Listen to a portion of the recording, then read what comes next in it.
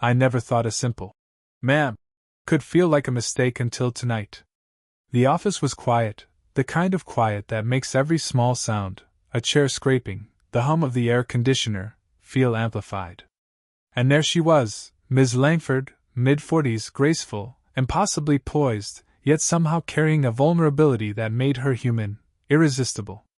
My eyes traced the curve of her neck as she leaned over a stack of papers, the soft glow of the desk lamp catching the strands of her hair. I called her "ma'am," out of habit, out of professionalism, but the word felt wrong now. I tried to focus on my own work, but it was impossible. Her presence was magnetic, pulling at some part of me I didn't know I had.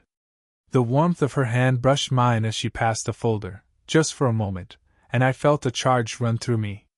She didn't pull away. Instead, she let it linger, as if testing boundaries I hadn't realized existed. "Still here?" Her voice was low, confident, and somehow intimate all at once. "I had some work to finish," I replied, aware of how unsteady I sounded. My words felt small, inadequate, but I couldn't seem to stop looking at her. She tilted her head, and the faintest smile touched her lips. Not enough to show amusement fully, but enough to make me tense, aware of every breath I took. I realized I was holding my own. The air between us thickened, charged with something unspoken, something neither of us dared name. There was a moment of silence, the kind that presses against your chest, heavy and expectant. I noticed the faint scent of her perfume, soft and lingering, a warmth that clung to the edges of the room. The way she shifted in her chair, the subtle arch of her back, the careful way she adjusted her sleeve, it all felt deliberate, magnetic, intoxicating. I swallowed, trying to remind myself to breathe, to stay professional, but every small gesture of hers pulled my attention away. The brush of her fingers against her own notebook, the way her eyes caught the lamp's light, the soft exhales she couldn't quite hide, each detail seemed to stretch time, make the air between us smaller, denser. "I called you ma'am," I admitted finally, the words coming out before I could stop them. "Out of habit." Her smile deepened, just slightly, and she leaned closer. Her voice dropped to a whisper, soft but deliberate, like a private invitation. "Say my name, like you mean it." The words wrapped around me, slow and deliberate, carrying something I wasn't ready to name. My chest tightened, my pulse quickened, and the world outside her gaze ceased to exist. Every instinct in me wanted to obey, wanted to speak her name like it carried weight, like it mattered. Then came the sudden creak of the office door, a sound that shattered the fragile bubble we'd created. Footsteps approached, deliberate, unrelenting, and her eyes flicked toward the interruption. Just for a moment, but it was enough. That moment held all the tension, all the unsaid words, all the longing we hadn't admitted. And I knew, with a certainty that made my chest ache, that nothing tonight would ever be the same. The hum of the office still lingered in my ears as I stepped into the hallway, trying to shake the moment from my mind. But every step reminded me of her, the tilt of her head, the weight behind her whisper, the way her eyes held mine longer than propriety allowed. I wasn't supposed to think about her like that. Not a woman older than me, confident, composed, untouchable. Yet I couldn't stop. She had always carried herself with that quiet authority, the kind that made people respect her immediately. But tonight there was something different. Vulnerability, maybe. Or perhaps it was the way her shoulders stiffened when she thought no one was watching, or the brief pause before she smiled, a hesitation I had never noticed before. And somehow, it made her irresistible. I remembered a conversation she had once had with a colleague, the faint traces of loneliness behind her laugh, the subtle regret in her voice when she mentioned a life that didn't go exactly as planned. My own experiences weren't so different, uncertain beginnings, the quiet ache of longing, the moments I spent watching life pass by, thinking someone else was living it more fully than I was.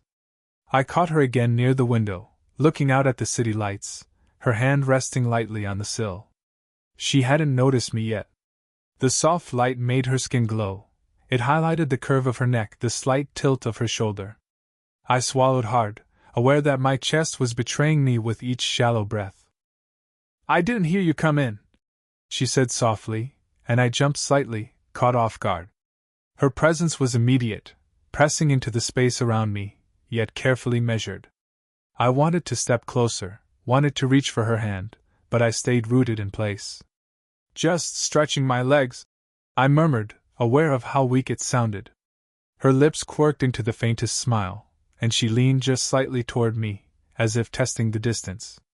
I felt the warmth of her breath brush against my cheek, and I had to resist the urge to close the gap. Her hand hovered near mine for a heartbeat, brushing against nothing, yet sending a jolt through me. "You've been working late a lot," she said, her tone casual, but there was an edge of curiosity in her eyes. I tried to focus on her words, but all I could see was the slow rise and fall of her chest, the gentle curve of her wrist, the subtle way her hair fell forward as she tilted her head.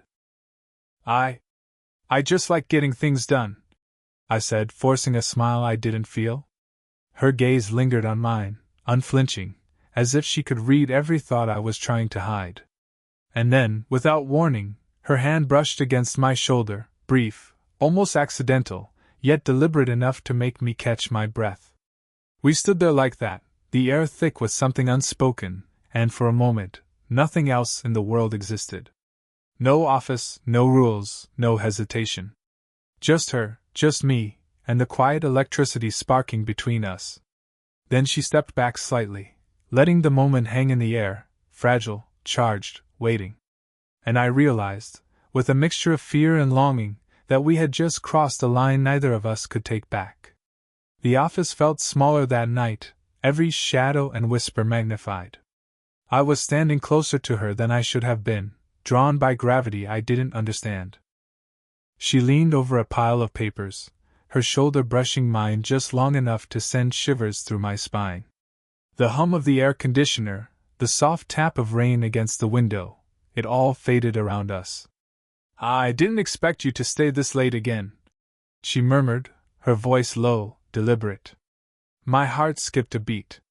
Yeah?" I stammered, trying to focus on the folder in my hands. My fingers trembled slightly, and I knew she noticed. I caught her glance, quick, searching, unreadable, and I felt exposed in a way I didn't want to admit. Her hand moved just a little closer, brushing against mine on the desk. It lingered, not enough to cross a line, but enough to make my pulse hammer. The warmth of her skin, the subtle pressure of her fingers, the quiet nearness, it was dangerous, intoxicating. Then the phone rang. My head jerked toward the sound, startled, and I realized with a jolt that someone could walk in at any moment. My chest tightened. The thought of being caught in this suspended intimacy made my stomach twist with a mix of excitement and dread. I tried to speak, to fill the silence, but the words felt absurd. We should probably. She cut me off with a soft laugh, almost a whisper, leaning just enough that our faces were inches apart. I could see the faint flicker of hesitation in her eyes, the tiny part of her that wanted to reach, to close the space between us. I wanted the same. I wanted to lean in, to feel the brush of her lips, but restraint held me back, and her. A pause. Heartbeats loud in my ears. A shared breath, stolen, unsteady. My hand itched to reach toward her hair, her face, anything, but I remained frozen. She did the same, the tension electric, stretching seconds into eternities. "I shouldn't," she began, but didn't finish. Instead, she leaned closer, letting her hand hover near mine again. The nearness made me dizzy, aware of everything, the warmth of her body, the softness of her breath against my cheek, the way her perfume wrapped around me like a secret. "I know," I whispered, barely audible. My voice was rough, betraying the desire I refused to name. For a moment, the world shrank until it was just us, close, dangerously close, suspended between what was appropriate and what we wanted. Every glance, every micro-movement carried weight. Every silent heartbeat throbbed with possibility. Then a shadow fell across the doorway, just for a second, and we both jumped back slightly, our bodies separating even as our hands lingered near each other. The brush of her fingers against mine felt like an unspoken promise, a pull I couldn't deny. Even as we tried to resist, Even as guilt and hesitation whispered warnings, we were closer than ever. Close enough to feel it. Close enough that neither of us wanted to pull away. Close enough that the tension, electric and undeniable, would linger long after the office lights went out. I couldn't breathe. Not really. Every rational thought had been swallowed by the pull of her nearness. She stood across from me, the glow of the desk lamp casting shadows across her face, highlighting the curve of her jaw, the soft line of her neck. My hand itched to reach for her, to brush the hair that had fallen across her temple, to feel the warmth of her cheek against my palm. I can't keep doing this, I whispered, though my voice trembled, betraying the desire I tried so hard to hide. Her lips parted slightly, a faint inhale escaping her, and she didn't move away. Instead, she tilted her head toward me, eyes wide, vulnerable yet daring. I could see it, the part of her that wanted this just as badly as I did but was terrified of letting go. I know, she said softly, voice low, almost a murmur, carrying the weight of things unsaid. I shouldn't, but I can't stop thinking about you either. The words hit me like a physical force. Every pulse in my body tightened. She was closer now, the scent of her perfume enveloping me, the warmth of her presence pressing gently against mine. I wanted to lean in, to close the last inch, but hesitation held me frozen, and yet every instinct screamed forward. Her hand lifted slowly, almost shyly, brushing against my chest, tracing a line that made my stomach knot. I swallowed, my lips dry, heart hammering like a drum. She leaned just slightly, letting her shoulder brush mine, and the friction sent a jolt of awareness straight through me. I was caught willingly, helplessly. I shouldn't want this, I murmured, my voice lower now, closer to a growl than words. It's wrong. Wrong? She breathed, and in that moment, the tension between us became unbearable. Her fingers traced my collarbone, light and deliberate, as if daring me to resist. Tell me what's wrong. Tell me why. I stepped closer, feeling the heat radiate from her, the small tremble in her hands, the rapid rise and fall of her chest. Every micro-movement, every tiny breath, seemed magnified in the space between us.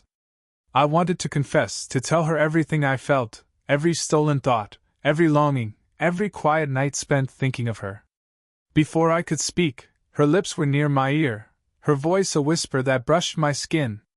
Say my name. She breathed. Like you mean it. Time froze. My pulse drummed in my ears, my hands itched to reach for her face, to feel the warmth of her lips, to bridge the impossible distance. Her eyes locked with mine, pleading, daring, and I knew one movement, one surrender, and everything would change. But the world didn't wait for us. The faint creak of the hallway floor sounded like a gunshot, and we both froze, bodies nearly touching, breaths caught in our throats. The moment hung there, fragile and infinite, teetering on the edge between surrender and restraint, desire and consequence. And yet, even with the interruption, even with the unspoken rules pressing down on us, I couldn't pull away. Neither could she. We were too close. Too aware. Too ready. The quiet hum of the office had been replaced by something sharper, heavier.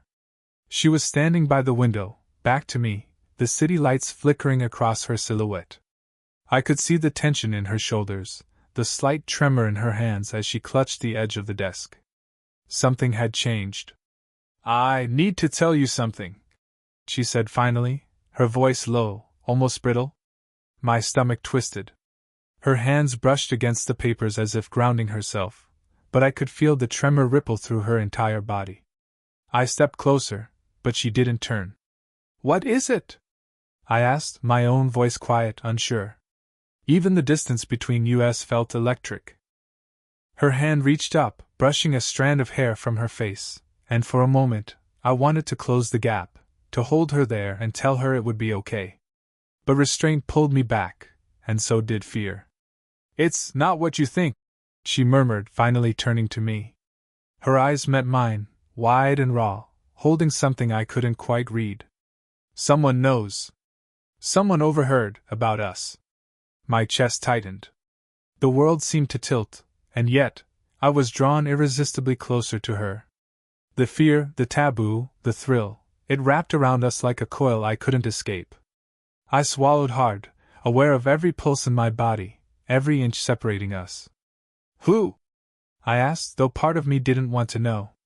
The answer could destroy everything, but I had to hear it. She stepped slightly closer, her shoulder brushing mine just barely, and I felt the heat of her presence, the magnetic pull of her body against mine. It doesn't matter who. What matters is that we can't pretend this isn't happening anymore. My hands itched to reach for her, to steady her, to touch her in ways that were entirely too dangerous. She noticed I could see it, the way her eyes flicked to my hands, the faint catch in her breath. And then, almost without thinking, our fingers brushed. A spark. A jolt. Small, intimate, and devastating all at once. I stepped back reflexively, though my heart protested, and she mirrored me, stepping just enough to create space yet not enough to break the tension. The room felt impossibly small, charged with unspoken desire and fear.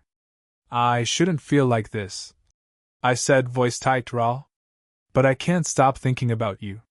Her lips curved in a faint, wry smile, the kind that held both amusement and confession. Neither can I, she admitted. Her hand hovered near mine, brushing against my wrist in a delicate, teasing way. The contact was fleeting, but it left a trail of fire in its wake. For a moment, we simply stood there, the weight of revelation pressing down, the forbidden attraction wrapping tighter around us.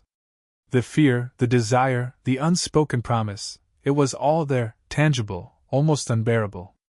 Then she took a slow, deliberate step closer, her breath warm against my cheek, her gaze daring me to move, to decide, to finally surrender to the inevitable pull between us. I knew, in that heartbeat, that nothing could stay the same. The next choice, mine, hers, or both, would change everything.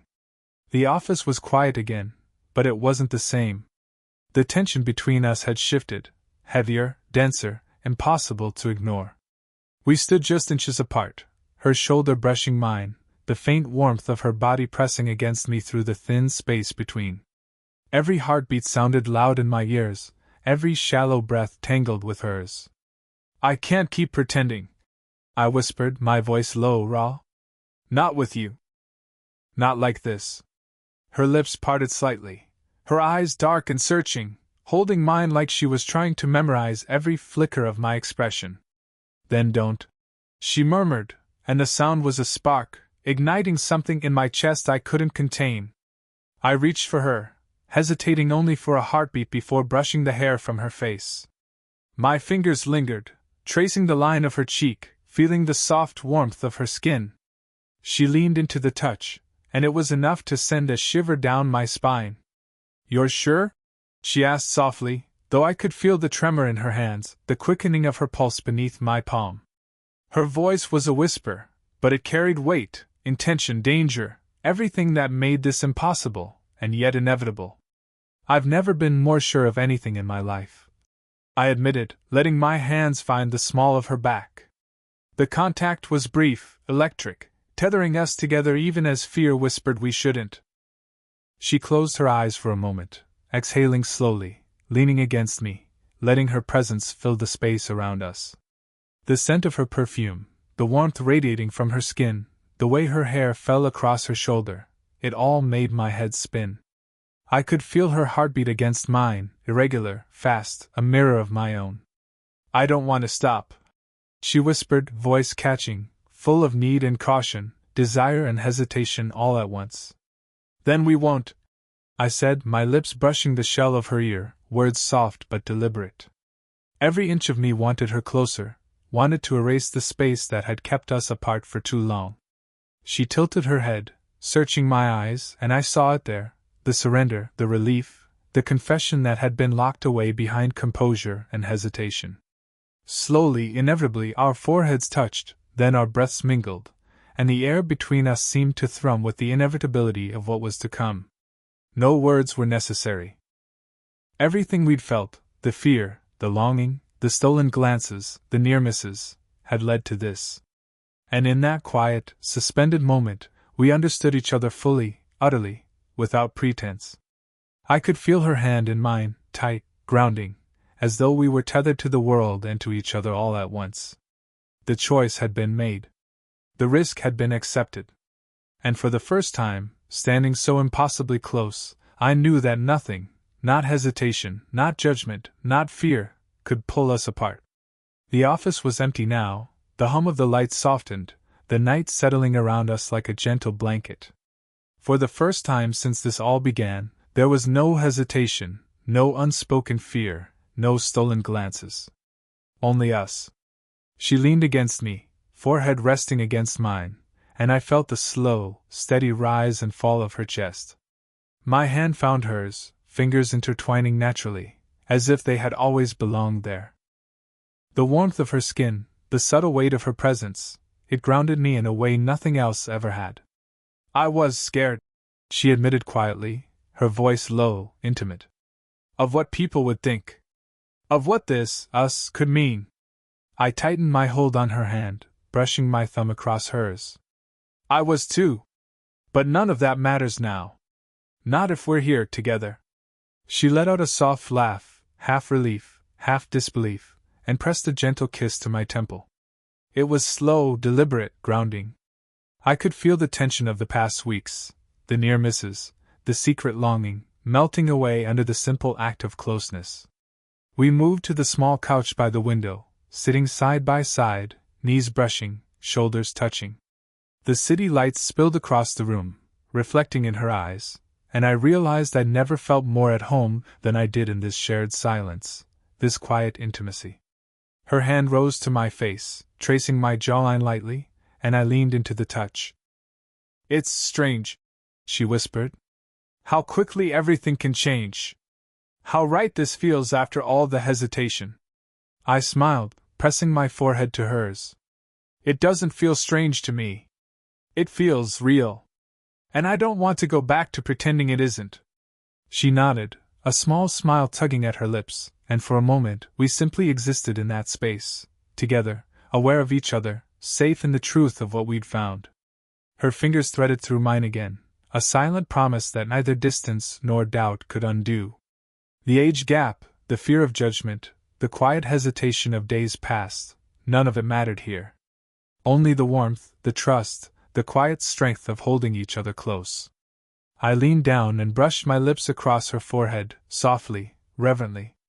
We're here now, I murmured. Yes, she breathed, tilting her head so our foreheads rested together. And I don't want to go anywhere. We stayed like that for a long while, wrapped in each other's presence, letting the quiet night settle around us. No words were necessary, everything had been said in glances, touches, and the steady rhythm of two hearts finally in sync. And as the first faint light of dawn crept through the window, I knew we had found something rare, something real, something worth holding on to. Did you enjoy the story? What kind of stories would you like to hear next?